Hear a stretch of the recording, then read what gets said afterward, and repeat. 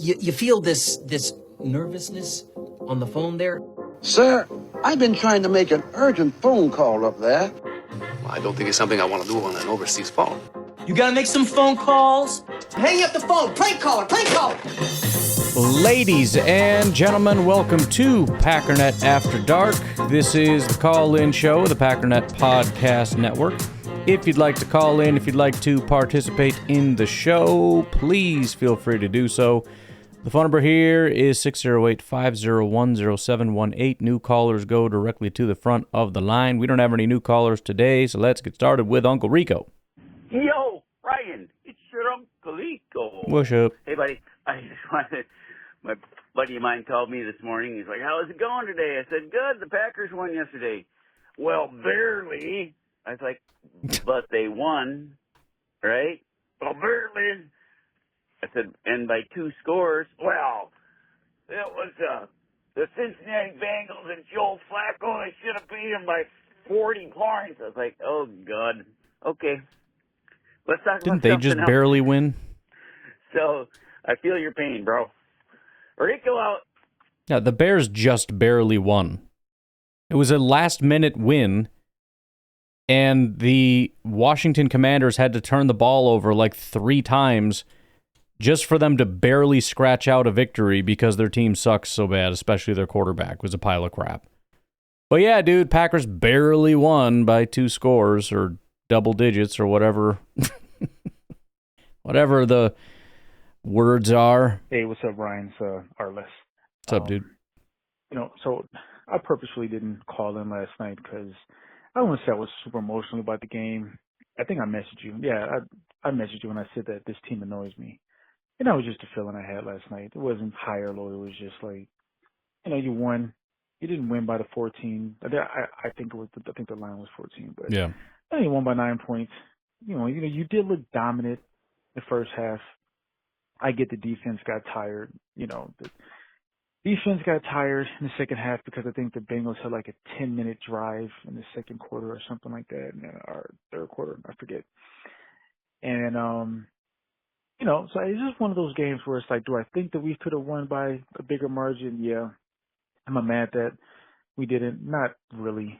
Just kind of annoyed. And I think my annoyment just kind of stems from, I guess I'm not fully understanding what the identity of the team is, and maybe the team is still trying to figure that out. It just seems like, I don't know, it just seems like we're shooting at the hip for these plays. I don't know. Like we said, we don't know what Matt is calling. We don't know what he's trying to do out there, but it just, I don't know. It just looks like something's missing. I know we got a lot of factors. Our offensive line isn't healthy. We've got, players that are out or players that are playing injured. There's a lot of reasons for it. It's just kind of a game where I just kind of felt annoyed, or it's just like, why aren't we capitalizing on these opportunities, right? But I guess this all ties into the thing that I think my thoughts of the team have become a lot more tempered, a lot more measured now from the first 2 weeks. I'm starting to just I think that's what we have to do. Appreciate that. This team is still learning its identity. It's still fighting through injuries. It's still trying to figure itself out. And it's still early enough in the season where, this is what a lot of teams are doing, and I can accept that. I do want to comment on, there's been a lot of stuff. Just real quick, I think that is important because the frustration, which I'm guessing we all felt at some point, if you really drill down as to what the frustration is, it's that we're not that team we saw week 1. You know what I mean? There's always that feeling of, please be that team again. And then you don't see it. And it's like, you pieces of garbage. Why aren't you that again? I don't know if they're ever going to be that again. I don't know what they're going to be. Assuming they end up being a solid playoff team, let's call it. I don't really know what that looks like. I still have, I'm seeing all kinds of whining on the Facebook group and everything about the pass rush, and it's just, this is because we don't have this, out of the other. Okay, well, it doesn't really explain how we had it for the first 2 weeks of the season, does it? If those were the problems that would prevent us from having those things. I'm still optimistic that Jeff Hafley is going to figure it out, assuming that my assessment of it is correct, which Obviously, I think it is, or I wouldn't hold it. And I know how good our pass rushers are, so it's just, unless they're just okay with that, unless Jeff Hafley's like, yeah, this is great, we're forcing him to throw the ball early. I mean, if you want to make that trade-off, we'll make that trade-off every single time, and that's the reason we're not making changes. I hope that's not it. I hope he doesn't just have the solution in his back pocket, and he's like, no, screw that, this is great. I love them throwing 3-yard passes every single time, because I don't want them throwing chunk passes. I do. I'm willing to take that risk. I liked it better when they tried and then got sacked 100 times. That was more fun, in my opinion. I feel like our defense was better before. I don't know. But whatever the case is, I just, again, don't want to get into that, week 1 is baseline 0, and anything less than that, which was, as we were saying at the time, like, this is one of the greatest iterations of a Green Bay Packers team we've ever seen. We get to the point where if it's not that, then it's bad. Like, no, that's incorrect. I see on Twitter about, why we only sacked Joe Flacco once. And I think people don't appreciate enough that Joe Flacco was like 40 years old, right? And he's been in this game a long time. And I don't think Joe Flacco is jumping on the field looking to get sacked, right? He has no problem throwing the ball away. He has no problem getting rid of that ball quickly. He has no problem throwing it into the dirt. He is not there to be a hero. He is not there to take sacks. And I think people need to appreciate that, right? Our pass rush is getting there. They're pressuring very quickly, but at some point, I think the corners, the DBs have to do their part. If our pass rush is getting there and getting these pressures, and Joe Flacco, is getting rid of the ball real quick, well, I mean, why are they open? I think less focus should be. 3 minutes got him. 3-minute monster got me. But like I was saying, I think less focus should be put on the pass rush, because I think they're doing their job, right? I think that if our DBs can't cover for 2.5, 3 seconds, then I think that's where, the problem lies, in my opinion. Yeah. And also, just to circle back, Joe Flacco is not a world beater, and I don't think we should just be attacking the pass rush that he only got sacked once. Like I said, the man, he knows what he's doing. He's been around the block, and he is not trying to get hit. So, whereas a younger quarterback will scramble around and try to extend the play, Flacco has no interest in that. So that's my thoughts on that. And just overall, I think that. Well, I just wonder, am I missing something, or is everybody else crazy? But I see people complain about the pass rush, and it's like, how many times did you sit there and watch Joe Flacco just sit comfortably in the pocket? I'm not saying it's 0 times, but it wasn't a lot of times. I don't know what you want the pass rush to do. I think a lot of it is just general frustration. Like, I just want it to be a thing. I just want there to be 5 sacks. It's like, okay, well, that's great. I wish there was 5 sacks too. But you can't just jump to, if you don't give me 5 sacks, we must not have good pass rushers. And I don't think most Packer fans feel that way, but there are certainly some who are feeling as though the pass rush itself is not good. And I feel like we're not watching the same football games, because I'm very happy with at least Gary Van Ness and, of course, Micah Parsons.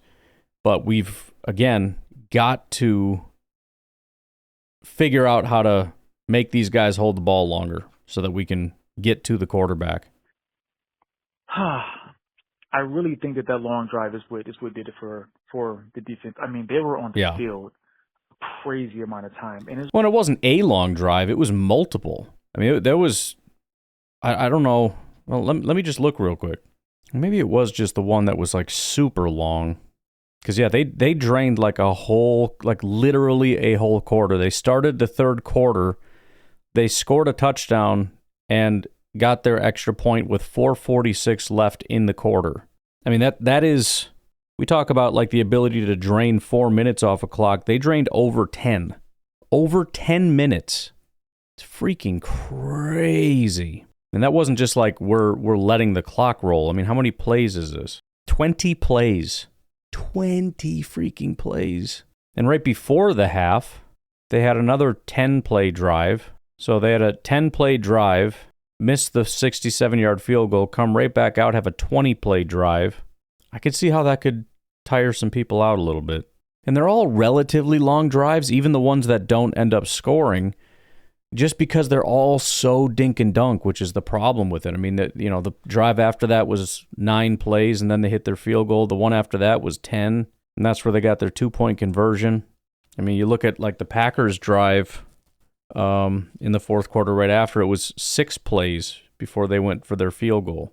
So, yeah, it was mostly the one drive, but I just remember they felt like they had the ball forever. They always just had the freaking ball, and we just couldn't get it to go away. Kept converting every freaking first down. But yeah, 20-play drive is freaking brutal. Only so much that these guys can do. I mean, Michael Parsons was gassed at the end of the game, but I mean, like, the man's been putting in a lot of work that day, so I think people just need to consider all these things. In closing, it was a decent win. I can't really complain too much about the game. I just feel like there was a lot of missed opportunities and just the visual just feels like, when you're watching a game, you just kind of feel like blah. But I think that's just because this team is trying to figure itself out. It's a good victory. It's a victory, which matters. And I just hope that as we get more people back and as we go through these, practices in these games, that we're just learning more and more about the team that we are, and we can finally, put together performances that kind of show our identity. I know we look at the Lions and all these other teams and we're like, we know what that team does. We know what they came here to do. And I want to get to that point where, we know the Packers have a strong run game or a great passing game. Whatever it is, our strength is, I want to know that that's what we'll lean on and that we have the capability to adapt and adjust when need be. All right, I'm out of here, man. Bye. Yeah, we'll see. I mean, at the very least, unless and until we get there, we shouldn't have such high expectations. I mean, it's kind of, and I don't necessarily mean you, but one of the frustrations I have is the same people who say they have no expectations will then act as though they had high expectations, and that's why they're so disappointed. It's like, what are you doing? Why are we doing this? So I understand having high expectations and then being disappointed that they didn't reach those high expectations.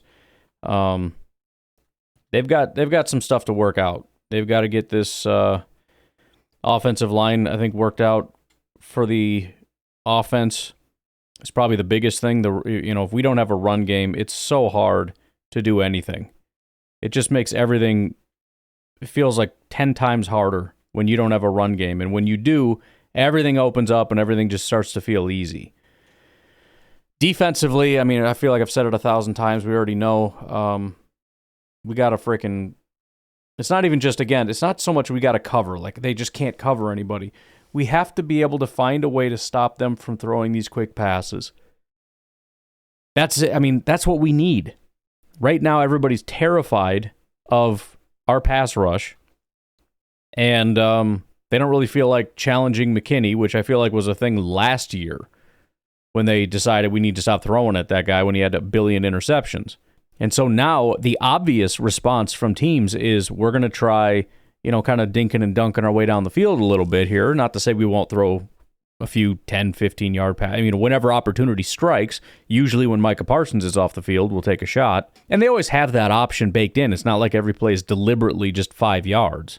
He's got that option to throw 5 yards, but if, hey, there's no pass rush, I'm going to look, move my eyes up a little. Oh, look at that. There's a big shot down there. I'll try that. But, I mean, again, it's like chess, They made a move and we don't have a response. You have to be able to adapt to it. Okay, they've shown their hand. This is their move. What's your move now? What are we going to do? Like, I don't know. I got nothing, man. That was a good move. What are you talking about? It's your turn. You have to do something. I don't know. I think we should concede. I don't know what to do. That's crazy. Throw short to neutralize our pass rush? Dang, I've never considered. I got nothing. We shouldn't have got Micah Parsons. This is crazy. That was a bad decision. I never thought of that. If I'd have known that was a thing, we would not have made that trade. That's wild. It's ridiculous. It's freaking ridiculous. So, and on top of that, we do have quarterbacks who are executing that extremely well. I know that sounds ridiculous, but even on these quick slants, when you got defenders draped all over it and you have pass rushers in your face, to be able to throw through that chaos accurately enough so that it doesn't get broken up, and you have good enough receivers to pull that off, there are going to be situations where guys are not executing that super well. It's not the easy. I mean, yeah, short passes are generally going to be a little easier, but it's pretty chaotic. It's pretty hectic, especially if the team knows kind of what you're doing. At least in theory, it shouldn't be easy to execute. I mean, I'm gonna go really quickly from Jeff Hafley is a genius to Jeff Hafley is an idiot. If they basically can only do one thing and we don't know what to do about that. I mean, one of the complications of being an offensive or defensive coordinator is there's so many things they could do. You know, it's hard to know if you know what they're going to do because they can only do one thing, and you're like, I don't know what to do about that one thing. Yeah, I don't like you anymore. And I don't want to not like Jeff Hafley, but I feel like for 3 weeks I've been saying the same thing, and the offense is evolving. The defense is not. It's the same defense for 3 straight weeks, and I know Cleveland wasn't as much of a problem, and I think that came down to execution, but the game plan was kind of there. Let's get the ball out quick. That was when that began, because I started noticing it. That's why I said it on the podcast. It seems like they're kind of doing this, and we should do something about it. And then Dallas came out and did it really well, and we didn't have an answer for it, and we couldn't do anything about it. And I said it again. Boy, it's been a problem now for 2 weeks. I'm hoping that we can kind of figure this thing out here as we go on to play Cincinnati. Quick pass. Boys, do I got to come write it on your freaking whiteboards or what? And again, there is some general concern that Hafley's like, hey, I'll take that trade-off any day of the week. You know, that's some defensive coordinator psychosis they have where it's like, ooh, they don't want the explosives? We're getting rid of the explosives? I'm so sick of hearing about freaking explosives. Oh, well, if they're not trying to do that, then the explosives. Dog, they're draining your defense in the first quarter because they're throwing 4-yard passes and having 20-yard drives and still getting down the field. Stop them from doing things that work. How about that plan? How about they're doing something successfully and we should stop them? Oh, and that's like the Joe Barry thing where it's like, oh, yeah, I'll give you 5 yards if you need 7. Yeah, except you give them 5, and then they turn around and get 4 more and get a first down, you idiot. Don't give them anything. Stop giving them things. Good Lord. Well, it's about trade-offs. No, it's about freaking murder them. That's it. That's what our defense looked like the first 2 weeks. We're going to suffocate you. You can't go anywhere. You can't do anything. They're like, oh, let's take a little 2-yard dump off here. And we're like, no, we're not even giving you that. Screw you. Somebody's going to be right in your face. They're going to body slam you for daring to even think about taking 2 yards, you piece of garbage. And we're going to spit on you when you're on the ground. We're not allowing you to do anything. Let's take a break. We'll be right back.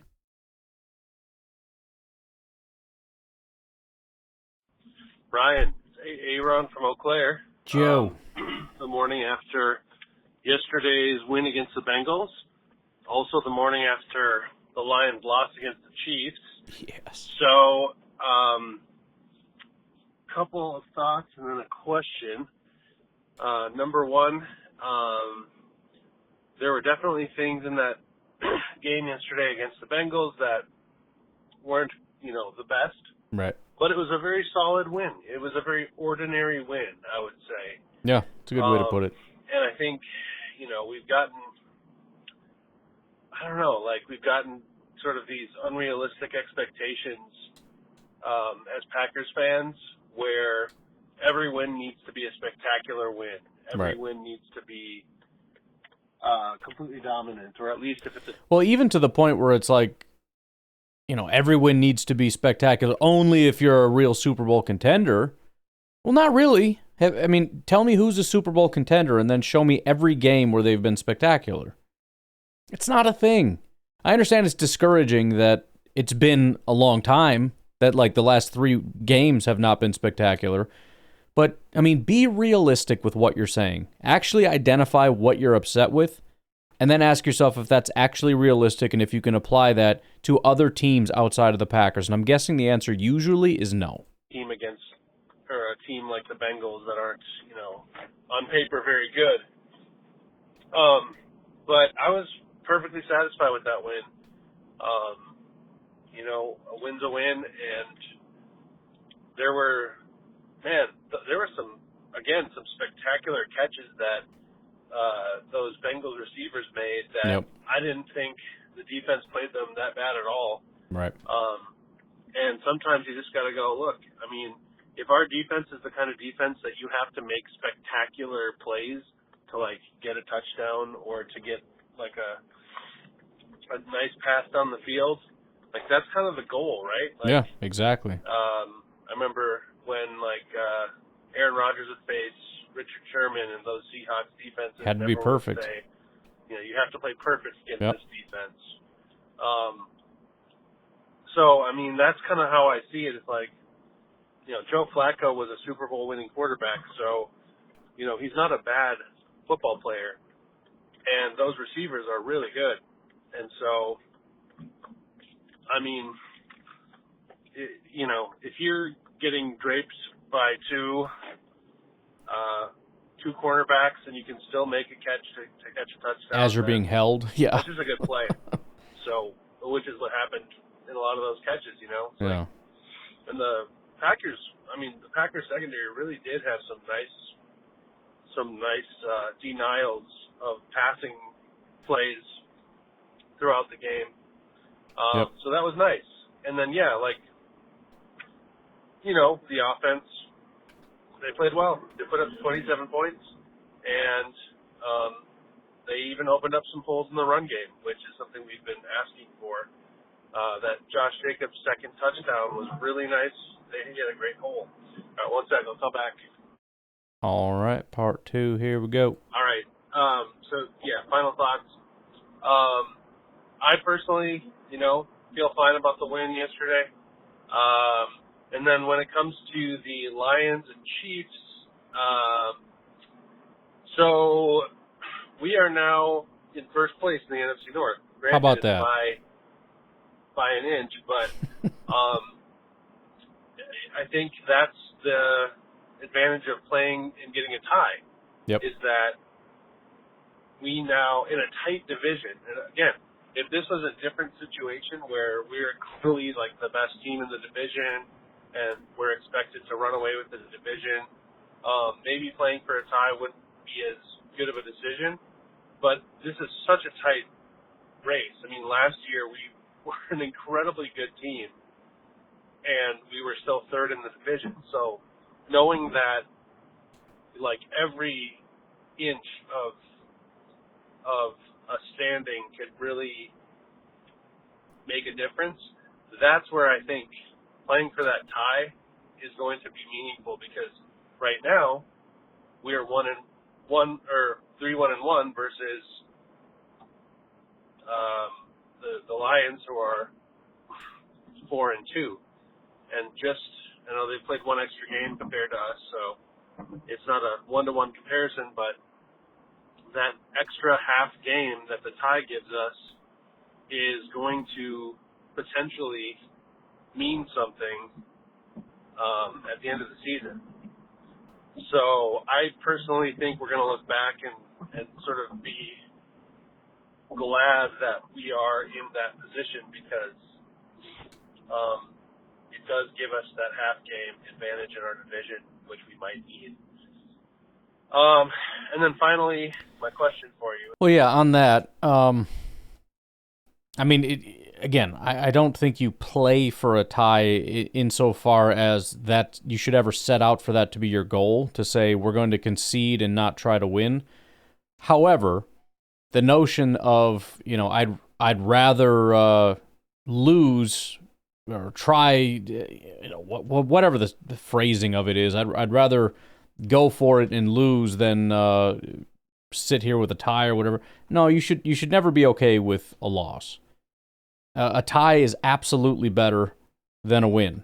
Now, granted, even if we had the same record as Detroit, we still have the tiebreaker, but we got to play them again. And so if we end up losing to the Lions, that tie ends up kind of being a tiebreaker over, the same amount of wins.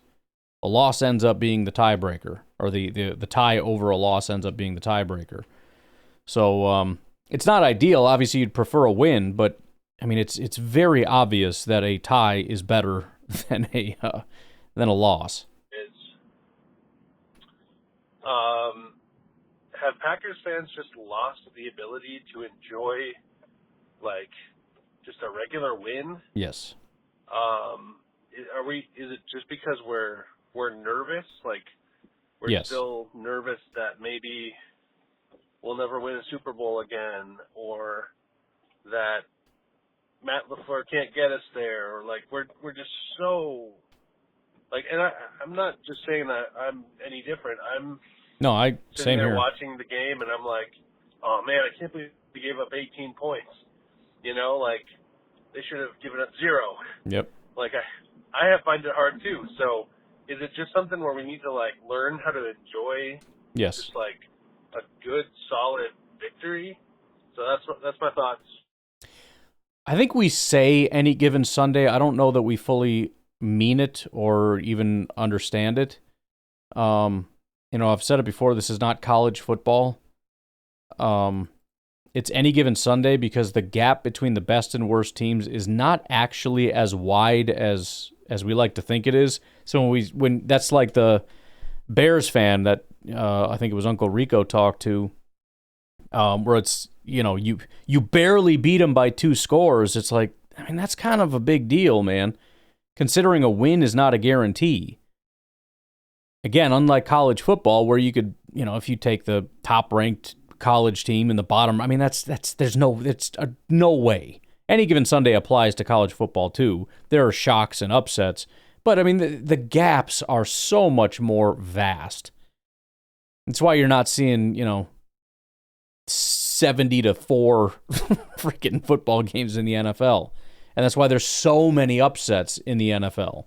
So I think that's something else we need to work on Sunday is even going into it saying, look, Cincinnati's bad. They're a bad football team. They're this, they're that, they're the other thing, whatever. Whether you think that or not, let's assume we're going into a game saying this is a really bad football team. On Sunday when we're watching it, let's just acknowledge this is a extremely talented group of football players. I mean, it is a little crazy that we looked at T. Higgins and Jamar Chase and we're like, oh, they're so bad, we should just, take care of them easily. I mean, I get it, but at the same time, it's a little disrespectful to maybe the best wide receiver duo in football. And that's every week. I can sit here and tomorrow we go over the Arizona Cardinals roster, and they have a lot of issues. They really do. They got some good stuff, but they got a lot of issues, and I think it's real easy for a Packer fan to look at the deficiencies, because I think this is how a lot of us are wired, myself included, to semi-ignore the positives and be like, okay, well, yeah, that guy's pretty good and that's pretty good, but, I mean, you said their defensive tackles are terrible and their linebackers and their corners and their safeties and they're this and they're that. You said that they're really... So I expect you better be able to run again. You better be able to throw against them. You better be able to get some pressures against this quarterback. You better be able to stop the run when they have 2 running backs on IR. And so we set that baseline expectation, and when we come out and they run for 8 yards, it's like, oh, here we go. Look, let's just pretend we don't know anything. I'm starting to think that I am the problem. I am the problem with your fandom. I'm the problem with my own fandom, and you are the problem with your own fandom and my fandom. I mean, we are such diehard fans, and that's awesome. But we have so much information at our disposal. I feel like if we went back to 1995, I don't know that we would necessarily feel this way because we wouldn't have such in-depth data. We wouldn't know who their frickin' left guard is or their backup right guard that's coming to fill in for a guy with a frickin' toe fungus or something. I don't know what's going on. I just know we're playing the Bengals today. And it's a football. And every game just feels like you got to get up for it because it's a football game with real-life grown frickin' men playing grown man football. But today we get so in the weeds with the analytics and the PFF and all this stuff, and it's like, 40 Gray is the worst person. Like, I could beat that guy. No. No. And even that, when you look at the bad grades and whatnot, or the bad stats or whatever it is that's bad about this person, usually it's not even that consistent. You look at a guy that's a bad D tackle or something, and he's got a 49 grade. It's like, okay, well, 49 is like a 50, so it's a little bit below average. That's really all that is. He's a little below average. You know how functionally gifted a little below average defensive tackle is? Not to mention, that varies by week. That 49 came because he had like a 39 one week and a 42 another week, but he also had like a 70, and a 65. So what version of that player you get matters. But no, you said 49, and 49 is colored in red, and red is bad, and so they're bad, and so I expect you to just run all over that guy. All right, well, you can expect it, I guess, if that's what you want to do, but I do think it would be better on Sunday, no matter the opponent, to treat it like you're playing the Lions or, whoever. Even if you think about it like the Bears or Vikings, where, I know when we play them, there is that sort of like, they're bad, but there's also like, I don't know, man, I'm kind of nervous.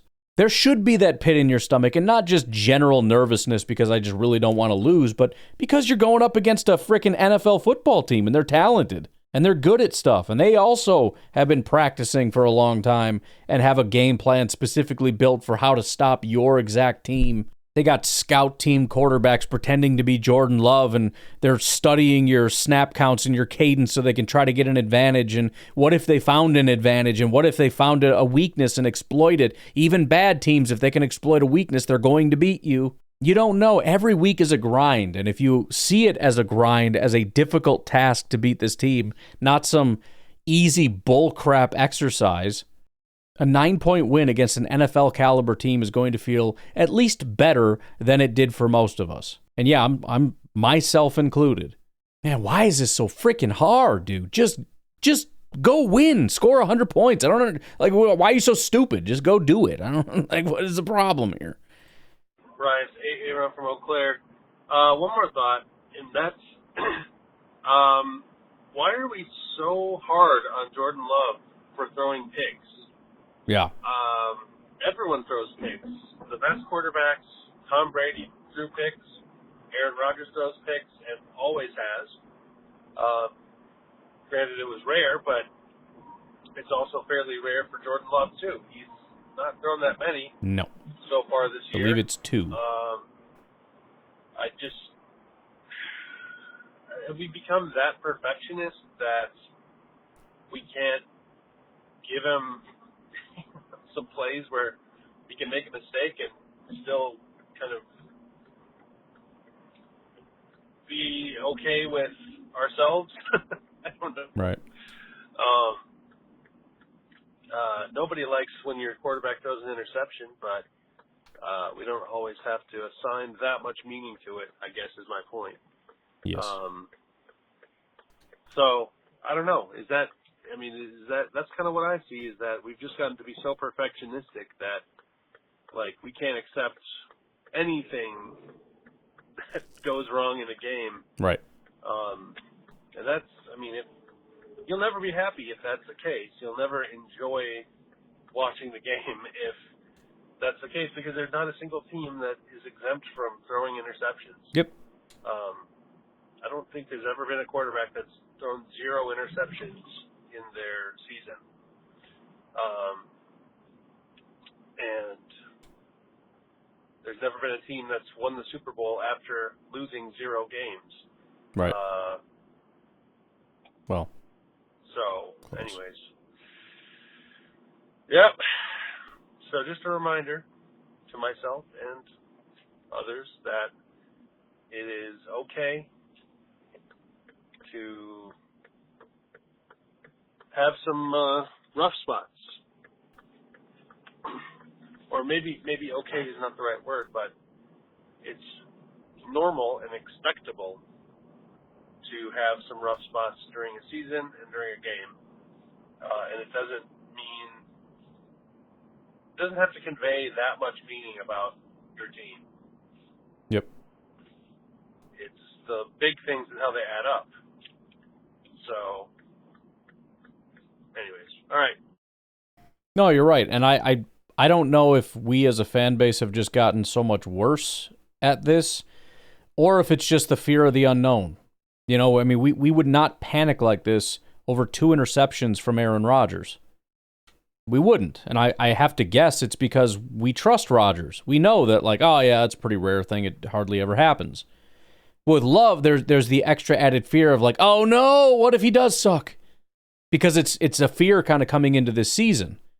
We don't know 100%. And even I think people that claim to know, I think there's got to be some underlying fear of, I don't know what this guy is or what this guy can do. And I want him to be great, and I don't know that he is. And so there's that extra added fear of, you know, what if he's not great? What if? And maybe that's just a fear of this team in general. It's one of the fears of having a young team is we don't have faith or trust in anyone. I'm kind of making this up, but it's possible. You know, if Devontae has a drop, it's not like, I mean, who can we really just 100% put our trust in on this team? Even Micah Parsons, we don't know Micah Parsons. I mean, I think we should be able to trust Micah Parsons, but we don't know. We haven't had him on this team. It's possible he just isn't any good on this team. Again, I'm not saying that, and he's been great for this team, but there isn't really anybody. You know, I mean, you could say Zach Tom, but even that is not as interesting, I guess. It's kind of a bullcrap way to say it because it's a super valuable position, but I mean, you're not watching him catch elite passes or doing any of these things. It's kind of the game ends, you go look at PFF, and PFF is like, oh, he was really good. Trust me. It's like, oh, good. I'm glad to hear that. That's good. It's great news. Good job, Zach.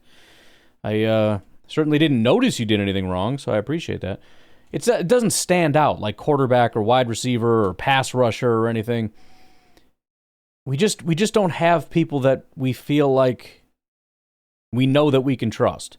You know, Romeo Doubs is solid, but he's not always solid, and sometimes he disappears for a long period of time. And same with Jaden Reed. He was really good, and then he kind of disappeared, and now he's hurt.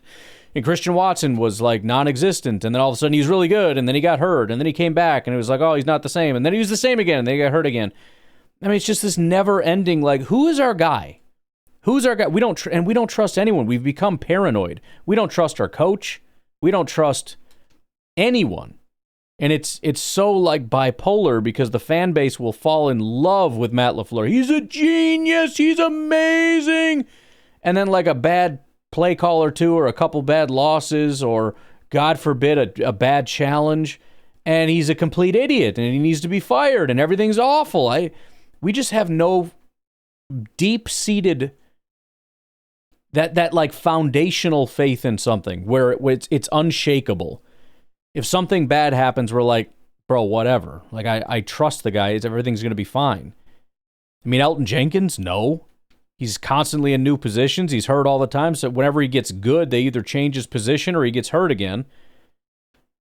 So, yeah, I mean, there's just, Xavier McKinney. He's brand new to the team, and already this year he's not even grading out as well. And the interceptions went away immediately. And there's just nobody.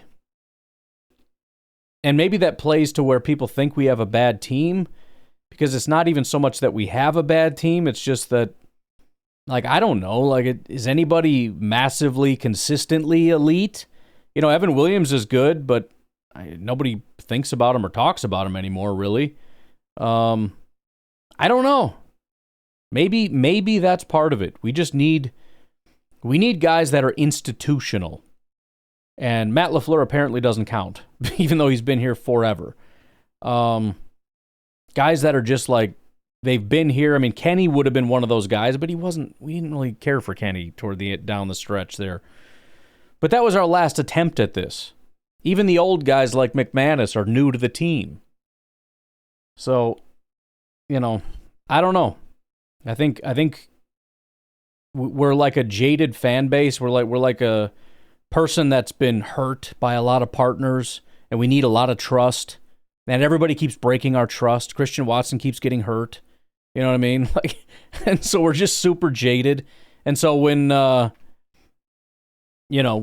Jordan Love throws an interception, it's not like our first marriage with Brett Favre or our second marriage with Aaron Rodgers, who was extremely trusting. He didn't throw interceptions. This is our third marriage after we've been hurt numerous times, and we saw you like giggling with somebody at the bar. It's not necessarily a big deal, you know, you were just being friendly, but it triggered me a little bit, you know, and I appreciate that so much. And like, what if you're not the one, and what if you do this to me again? You know, I don't know. Maybe that's a thing. All right, let's take a break. We'll get back to Uncle Rico. Yo, Brian, it's your Uncle Rico. Yo. So, I'm just, my 2 cents. I like to put in my 2 cents because I think I know things. Okay. Anyway, you know, we have some Patreon.com people /Pack_Daddy, 2 cents about a month. Golden's production and getting Golden more involved. And, yeah, all that's good to make him an integral part of the offense. And comparing him to other receivers, I think is unfair. You know, if you're going to compare the whole team to other teams, Matthew Golden came into a good team. Some of these other receivers come onto a bad team, and they're the only thing the team's got going, you know. They're the only power the offense has is this good receiver, you know. I mean, we got a lot of weapons. That was my word. They're the only weapon sometimes that the team has is, you know, some guy gets drafted and high up, or they bring in a free agent or whatever, and they you know, get 10 catches a game and you know, 150 catches a year, maybe not quite, but anyways, you get what I'm saying. Matthew Golden, sure, it'd be nice if he caught a few more balls and got a few more touchdowns, but we're as long as somebody's catching balls and getting touchdowns, I think that's the important part. I don't think you can. You know, who are you going to take targets away from? You can take targets away from Tucker Kraft or Romeo, you know, and Christian's coming back, which honestly might even help Golden, might help everybody. But either way, I don't know how many balls we're going to throw a game when we're also a running team. So I don't think we just need to have expectations for what Matthew Golden can do as far as statistically, you know, as far as, oh, he's not catching 10 catches a game or not getting 3 touchdowns a game or whatever, you know. I mean, he's helping our offense, and I don't think we need to put a label on it. It's my opinion. You know, these other teams that have these high production receivers aren't sometimes very high production teams. Sure. The Packers right now aren't a super powerhouse. We just won our game, and then we're not on a tear here, but we're going to be on a tear. So I think he's valuable in our system. More valuable, honestly. Like I said, I've said this before. I wasn't happy when they drafted him because I just didn't consider him a beast. But I really like his hands and his abilities. So go Paco. Yeah, I mean, I don't know. I think it's all just, for me, it's just context. You know, I mean, I would certainly be disappointed if I felt like he wasn't playing well. But that's just not how I feel about it, having watched him. Like I said, I think there's been a lot of opportunities there for him. And I don't know. I just I'm still confident, and I've been confident in other people too, and I've been wrong. But I'm still relatively confident based on what he's done. Similar to Watson, but I feel like I could have been correct if Watson hadn't been hurt so much, and still may be. I'm not giving up hope on that Watson thing. But I don't know. It feels very real that there's nothing that has dispelled anything. Everything about him has been better than advertised. I agree. I was kind of not as in on Golden. I had some hesitations about him. I came around to him a little bit, but I never liked him as much as I do now with all these other things. Like I never saw him as like an elite hands guy, which he seems to be. I mean, maybe elite is pushing it, but it's certainly pretty phenomenal from what I can tell. But I mean, I think most of us too. I mean, there is some frustration about the production. I don't know that I've heard a lot of Packer fans saying I don't think he's very good, which is good because a lot of Packer fans will jump to that pretty quickly. Oh, it was a bust. Nice job, Goody, you loser. This guy sucks. There has been some talk about, other receivers and like, oh, look at this. Of course, there's like one receiver who's like supremely productive, and that's the one that obviously you should, not the other guys that are not producing. No. It's just the one guy. Oh, look at that. This one guy's better. He's so stupid. But aside from that whiny nonsense, it's been mostly, glowing reviews and excitement and, a lot of my sentiment, which tends to be, I don't know why he's not getting the ball more. I mean, I just, I know it's not that easy as snapping your fingers. I get that. But between, keeping him on the field more, which I think has ticked up over time, I'm seeing him off the field. I remember like when the season first started, it's like I saw Savion Williams more than I saw Golden, it felt like. Granted, we had Reed on the field and whatnot, but still, that was annoying. And then, Jordan wanting him to look that way more. Again, I don't know what the combination is, but I would like to see that more. Would be nice. And again, I think that this was a breakout in that regard. As I said, this is kind of how I envisioned it happening, is that more and more it would be a kind of a, whoa, that's something that should happen more, and getting more of Jordan's trust. So we'll see. I mean, maybe that was his one big game and he goes right back to where he was. Could be. Don't know. We'll have to see. But he certainly showcased enough talent for me to recognize that this guy should be the focal point of the offense, in my opinion. Hey, Ryan, it's Chris from Green Bay. What's up? I just saw your Packernet Studios thing on Spotify, and I gotta say, you got some bangers on there, man. Yes. Some of it is just bleepity blipping sick. Non-factor. Yeah. Golden Bullet. I already have a best of Packernet Studios playlist. Nice. So That's what I want. Yeah, like I said, you got some bangers. Keep up the great work. I love the pod. Go Pack, go, baby. Appreciate it. That's what I'm hoping people are doing is, going out creating or adding to your workout playlist or your different playlists, grabbing some songs, because obviously there's all different kinds of genres and everything. But just grab some of them, throw them in your playlists, and let them rock and roll.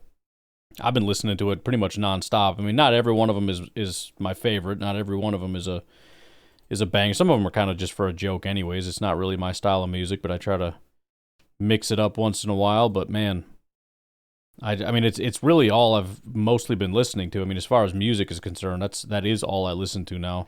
There was one song I created that did have swearing in it, but that has not been uploaded and won't be. That'll be my own private stash, I guess.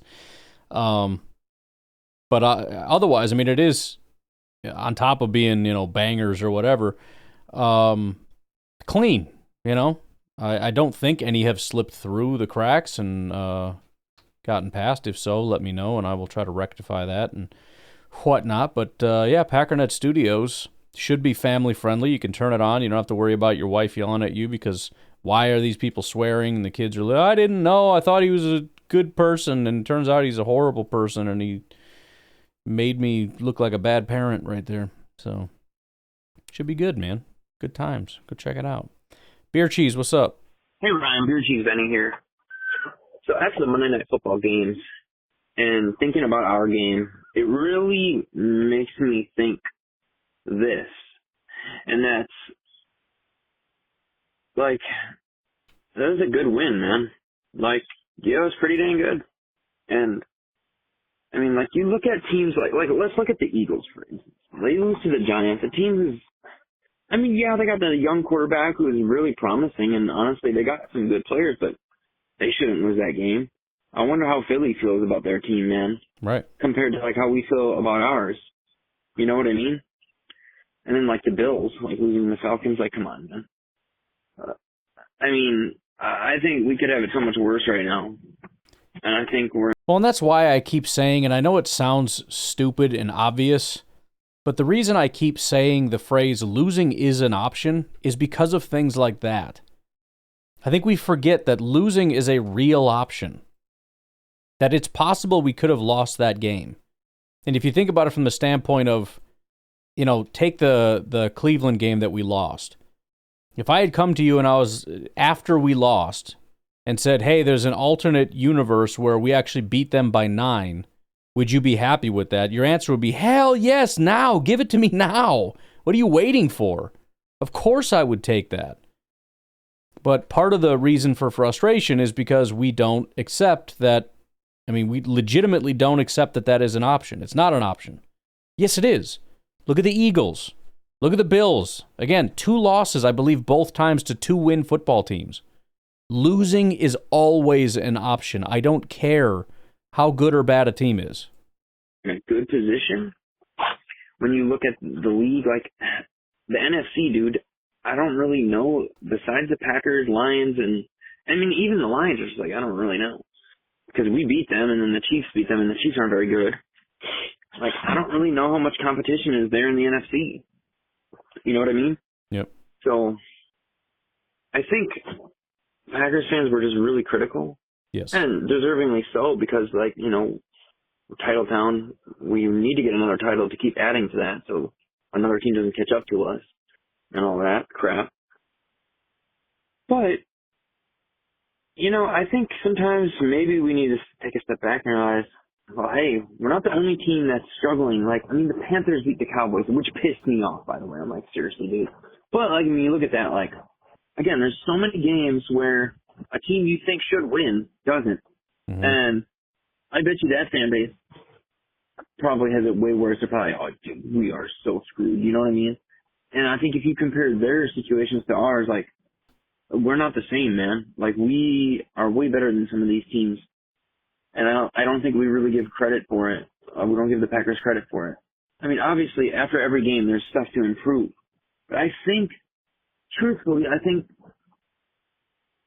if the Packers just keep improving upon what they did, I'm listening to the podcast right now, and Drew from Green Bay is talking about a lot of things that we complain about are things that we've actually improved upon. And if we just keep improving them on little by little by little every week, I think we're going to be like huge contenders, man. I think we're going to look real strong.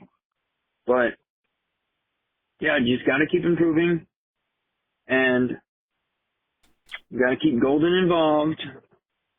We got to start using the middle of the field. That's what I noticed from the game. I don't know if I mentioned this, but we got to start using the middle field. It looks like they just kept trying to search the field, man. The middle was wide open. But we'll see. Go Pack, go. Yeah, and that's I always lose my train of thought with you, Beer Cheese. It's like I have it, and then your call is always like 30 seconds long at the end that just erases my memory. I think we always expect a level of perfection, and you know, I'm repeating myself constantly, but you watch these other teams. You watch Washington, and Washington is a playoff team. I don't know if they're maybe at the bottom of the NFC as far as playoff teams, but they're a playoff team. And I watched them play the Bears in a game they should have won, and consistently shot themselves in the foot until they lost that game. Turnover after turnover after turnover. I watched the Detroit Lions make stupid critical penalties. Some of the dumbest, most boneheaded penalties. And then I watched them, throw 2 wide receiver screens. It's after, like on a 2nd and long, you throw a wide receiver screen, you lose yards, you throw another wide receiver screen. And it's like, I'm not saying that makes anything okay. I made that comment on social media. It's like somebody said something to the effect of, yeah, well, they lost, didn't they? And it's like, yeah, but that's not really the point. The point is we see this as like Matt LaFleur is uniquely stupid and all that. Nobody thinks that about Detroit. They're brilliant. They have a great offense. But yet they did that too, didn't they? They also do those same things, but we don't see it that way. No, we're the only ones so stupid to do that. Good teams don't do that stuff. Yes, they do. They do those things. Even arguably the best offense in football will make those exact same decisions in those same plays, in those same situations. All the stuff that we're critical about, it's not that you have to start praising it. You just have to stop pretending that everybody isn't making these same kinds of decisions. It also makes it a lot harder to fire everybody when you recognize that everybody else is already doing it. And or worse. Oh, all these mistakes. We gotta get a coach that can get these guys up and ready for a game. Do you watch other football games? Stupid penalties and mistakes and bad challenges and stupid calls. Honestly, are you watching any of them? It is a slop fest. It's terrible. Some are worse than others. That's true. That's why there are better teams and worse teams. But, I mean, I'm watching these so-called contenders. I'm watching the Eagles. They can't put an offense together. I'm watching the Lions constantly making stupid mistakes and losing to the Chiefs, whereas the Chiefs actually look like starting to look more like a legitimate, actual top-tier football team, and the Lions just couldn't keep up with that. Which, by the way, how many games did they lose all of last year? And already they're down 2 games? And they haven't beat a single good team this entire year, which I thought was the Packers' whole moniker. And the point is, like, somebody's going to emerge. It's not like, well, there's no good teams in the NFC or whatever, or there won't be or anything. There are teams that are going to emerge, and we probably know who those teams already are. They're going to emerge. But if we know that about other teams, why can't we give the Packers the same amount of grace to say at least maybe they could be one of the... Oh, no, it's over. They're done. It's over. They're dead. All right, yeah, sure, fine. I don't frickin' care anymore. That's whatever. Right, Beer Cheese Bang. Let me say one more thing because Drew from Green Bay actually kind of made me think of this. He kind of said what I'm going to say, but okay, like I probably forgot, so it's fine. I would love to see Love do these touch passes, like he mentioned, like to Kraft and these guys that we have that typically can get yards after catch, like Golden. Like I think if we use that. And we just start scheming these guys open like Kraft, and even Savion, I think, is a guy that can get the ball and make more out of what the play is. I think if we start doing stuff like that, we're going to have more success moving the ball downfield. And I just think that would just really bolster this offense. And then obviously Jacobs has to every game he needs to. Be a guy that can get through the gaps, and obviously that comes down to the O-line, and it was pretty good this last week, I'm not going to lie. But that's what I'll say is let's use the middle of the field. I talked about in this last call. Let's use the middle of the field a little bit more. Get the ball to guys like Musgrave and Kraft and Golden and spread the ball around. And another thing I've noticed, too, though, is that Love, I think, sometimes trusts Romeo Doubs a little bit too much. Sure. He threw a lot into coverage with him, like, especially that Turner guy. At one point in the game, I was like, why are we even throwing that guy's way? That guy's, like, defending every pass. Like, he's doing a good job. Like, why would you even try? I mean, like, obviously, he's wide open, you throw it, but, like, I don't know. Sometimes I think Love trusts Doubs a little bit too much at times. But, however, it has paid off a lot because Doubs has been able to make some incredible plays.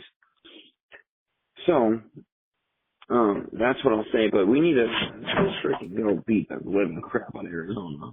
I mean, I'm not even expecting them to, I'm not, expecting them to win by 20 or anything like that, because, again, and relating to my last call, I think, everybody's paid in the NFL. Everybody's a professional. Everybody's the best player out of their high school, out of the college. You know what I mean? Mm-hmm. So, like, they're going to be good, man. It is what it is. So we just need to. I mean, I'd love to win by 2 scores. I'd take a 9-point victory over the Cardinals. Double digits. I'll take any kind of victory, honestly. But we'll talk to you later. Should I just make a song called Double Digit? I don't know. If I'm not going to let that stupid joke go, then I should probably just make a song out of it. No, I'm with you, dude.